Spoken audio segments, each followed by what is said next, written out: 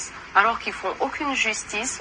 Parce que s'il fallait qu'il y ait un tribunal international pour le Congo, est-ce qu'ils vont convoquer Bill Clinton? Est-ce qu'ils vont convoquer Tony Blair? Est-ce qu'ils vont convoquer Sarkozy? Est-ce qu'ils vont convoquer toutes ces autres personnes qui sont supérieures dans les hiérarchies et qui ont un plus grand rôle dans l'extermination des Africains? Est-ce qu'ils vont les convoquer? Est-ce qu'ils vont convoquer la famille royale de la Belgique, la famille royale de l'Angleterre? Parce que vous voyez comme le tribunal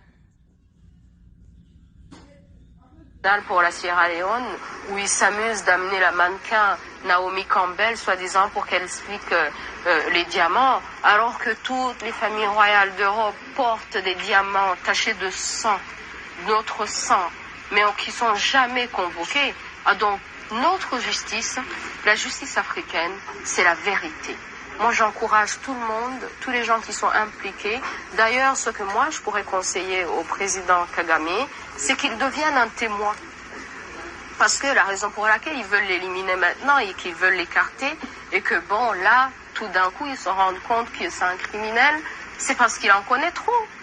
Alors, qu'il devienne un témoin et qu'il dise la vérité et qu'il dise le rôle de toutes ces grandes puissances qu'ils ont eues. Parce qu'il ne s'est pas armé lui-même.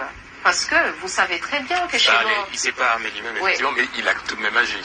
Il a tout de même, entre guillemets, du sang sur les mains, du moins c'est ce que ce rapport des Nations Unies, oui. Du moins, on va dire, écrit.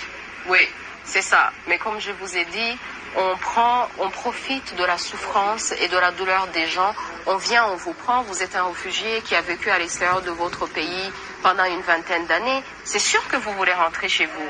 Et on vous dit, ah, tenez, si vous allez massacrer tous ces gens, on va vous mettre au pouvoir, on va vous supporter, vous allez devenir président, on va être derrière vous. Vous voyez, mais sans aucun intérêt pour votre peuple. Parce qu'après tout, c'est qui meurt dans ces conflits? À la fin de la journée, il faut qu'on se rende compte que c'est nous qui mourrons dans tous ces conflits et qu'à la fin de la journée, les puissances, eux, ils sont à Londres, ils sont